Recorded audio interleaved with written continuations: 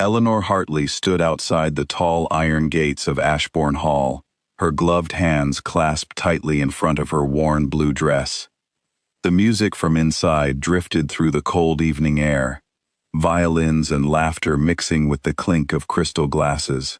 She had walked 3 miles in the dark to get here, her shoes pinching her feet with every step, but she had come because she had been told there would be a place for her tonight. She had not expected to be turned away at the door. The walk had given her plenty of time to think. She had imagined what the hall would look like, how the candlelight would catch the windows, how her aunt would smile when she saw her arrive. She had not imagined standing on the cold stone path while a footman in a crisp uniform looked her up and down with open doubt. "I'm sorry, miss," the footman said, his voice polite but firm as he blocked her path. "This is a private gathering. Invitations only." "I was invited," Eleanor said, pulling a folded letter from her small bag. Her fingers trembled slightly, though she tried to keep her voice steady. "My aunt, Mrs. Whitfield, sent for me. She said the Duke himself approved my attendance." The footman glanced at the letter without really reading it, then looked again at her dress, her plain shoes, the simple way her hair was pinned back with a single ribbon.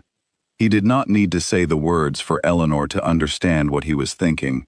She did not look like she belonged among the silk gowns and diamond necklaces moving past the tall windows behind him. "I think there has been some mistake," he said, folding his hands behind his back. "Perhaps you should return another time, when things are arranged properly." Eleanor felt her face grow warm with humiliation. Other guests were arriving behind her, stepping carefully around her, as though she were furniture left in the wrong place. A young woman in a rose-colored gown laughed quietly to her companion, and Eleanor was certain, though she could not be sure, that the laugh was about her. She thought about turning around and walking the 3 miles back home in the dark. It would have been easier. It would have spared her the shame of standing there, rejected, while carriage after carriage rolled past carrying people who clearly belonged in a place like this. But her aunt was inside. Her aunt, who had raised her after her parents died when Eleanor was only 9 years old, who had spent the last of her modest savings to have this dress made so that Eleanor would have one chance, one evening, to be seen by society as something more than a poor relation living on charity. Eleanor could not leave without at least trying. "Please," she said, lifting her chin, even as her voice wavered. "If you would just send word to Mrs. Whitfield, she would confirm everything I am telling you." "Miss, I have my instructions," the footman said, his patience thinning visibly now. "Step aside, please, so the other guests may pass." Eleanor stepped back, but she did not leave.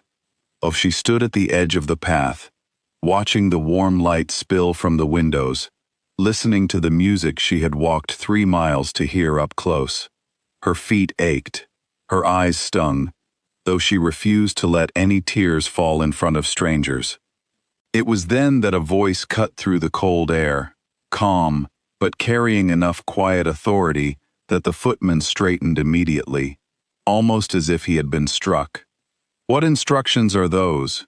Eleanor turned to see a tall man in a dark coat standing just behind her, having apparently arrived on foot from the side garden rather than by carriage like the other guests. He had sharp, observant eyes and an unreadable expression, and though he wore no obvious markings of rank or title, something in the way he stood, straight and unhurried, made the footman go pale. "Your Grace," the footman stammered, bowing quickly, "I did not see you approach." Eleanor's breath caught in her throat. This was the Duke of Ashbourne himself, the host of the ball, standing in front of her in the cold like an ordinary man, instead of the most powerful person in the county. "You were about to turn this young woman away," the Duke said. It was not a question. His tone was even, but there was something underneath it that made the footman shift uncomfortably on his feet. "She has no proper invitation card, Your Grace. Only this letter, and her appearance." The footman stopped himself abruptly, perhaps realizing how the rest of that sentence would sound spoken aloud. The Duke held out his hand without a word. Eleanor, still stunned, passed him the folded letter with fingers that had gone cold. He read it carefully, his eyes moving slowly over each line, and as he did, something shifted in his expression. "This is my own seal," he said quietly, almost to himself. "I wrote this invitation myself, for Mrs. Whitfield's niece." He looked up at Eleanor properly for the first time, studying her face rather than her dress. "You are Miss Hartley?" "Yes, Your Grace," Eleanor managed, her voice barely above a whisper. "Then there has been a grave error, and it is not yours." He turned to the footman, his voice cooling several degrees, though he never raised it. "You judged this young woman by her dress instead of reading what was placed directly in your hands. That is not the standard I expect at this house." The footman's face had gone from pale to ashen. "Your Grace, I only meant to follow protocol. We have had trouble before with people claiming invitations they do not hold. Protocol exists to protect my guests, not to insult them," the Duke said. "Miss Hartley has traveled here at my invitation, on foot, through the cold, while others arrived in carriages and were waved through without question. You will remember her face, and you will not make this mistake again with anyone, regardless of what they are wearing." He did not wait for a response. Instead, he turned to Eleanor and offered his arm, an act so unexpected that for a moment she simply stared at it, unsure whether she had understood him correctly. "Miss Hartley," he said, his voice gentler now, almost careful, "may I have the honor of walking you in myself?" Eleanor's heart pounded so loudly she was certain he could hear it. She was aware of every eye that had gathered near the entrance, aware of the whispers already starting among the guests who had witnessed the entire scene unfold. Slowly, she placed her gloved hand on his arm, feeling as though she were stepping into a dream that did not quite belong to her. "Thank you," she said quietly. "You did not have to do that." "I did," he said simply, beginning to walk toward the doors. A house that turns away an honored guest because of the cost of her dress is not a house I wish to run. My father built this estate on the idea that character matters more than appearance. I intend to keep it that way. They walked together through the grand doors, past guests who turned to stare openly now, past the rose-gowned young woman whose laughter had stopped entirely the moment she saw who Eleanor was walking beside. The ballroom opened before Eleanor, in a wash of golden light, chandeliers throwing warm color over polished floors, and for a moment, she forgot the cold walk, the humiliation at the gate, the ache still present in her feet. Near the refreshment table, Mrs. Whitfield turned and saw her niece walking in on the arm of the Duke himself. Her hand flew to her chest in surprise, and she hurried over as quickly as her age would allow, weaving carefully through the crowd. "Eleanor, I was just about to come looking for you. What happened? You look pale." "There was a misunderstanding at the gate," the Duke answered before Eleanor could speak, sparing her from having to explain the humiliation aloud. "It has been resolved, and it will not happen again. Mrs. Whitfield, your niece is a credit to your household. I am glad she came tonight." Mrs. Whitfield's eyes glistened, though whether from relief or pride, Eleanor could not tell. She pressed a hand briefly to her niece's arm. "Your Grace is too kind to say so." "I am simply correct," he said, and for the first time, something close to a smile touched his face, softening the seriousness that had been there only moments before at the gate. He excused himself shortly after, duty calling him to greet other arriving guests near the entrance hall, but the damage to Eleanor's evening had already been undone. Word of what happened at the gate spread quietly through the room, not as gossip meant to embarrass her, but as something closer to quiet respect. People who might have overlooked her now glanced her way with curiosity, some even with admiration. A young woman who had earned the Duke's personal defense, in front of so many witnesses, was not someone to be dismissed or ignored. Eleanor danced twice that evening, both times with gentlemen who introduced themselves with unusual courtesy, asking after her interests rather than her family's standing. She drank punch with her aunt near the garden doors and watched the candlelight flicker against the night sky outside, feeling, for the first time in a long while, that she truly belonged somewhere. "I was so worried when you did not come straight in," Mrs. Whitfield admitted quietly, her voice thick with emotion. "I should have come to the gate myself."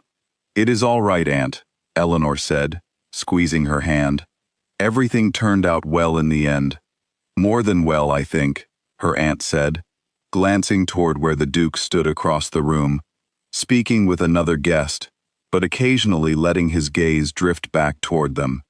Near midnight, as the orchestra began a slower piece and many guests drifted toward the dance floor, the Duke approached her again, this time without the urgency of the earlier moment, simply walking up as though it were the most natural thing in the world. "Miss Hartley," he said, "might I have this dance?" Eleanor glanced at her aunt, who gave the smallest, most encouraging nod, before placing her hand in his. They moved together across the floor, and though Eleanor was acutely aware that every eye in the room seemed to be on them, the Duke's calm presence steadied her nerves more than she expected it would. "You handled the gate with more grace than most would have," he said as they danced, his voice low enough that only she could hear it. "Many would have walked away rather than stand their ground against someone determined to turn them away." "I almost did," Eleanor admitted honestly.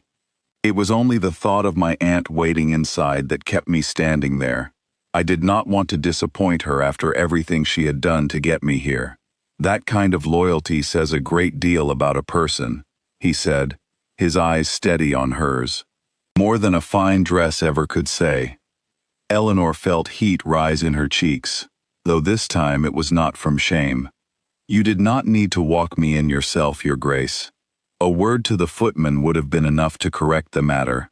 "Perhaps," he said thoughtfully, "but I find that some wrongs deserve more than a quiet correction behind closed doors. They deserve to be undone in the open, the same way they were done, so that everyone who witnessed the unfairness also witnesses it being made right." The dance ended, and as it did, the Duke did not immediately release her hand. "I hope you will allow me to call upon your aunt's house sometime soon, Miss Hartley. I find I would like to know you better, beyond the circumstances of tonight."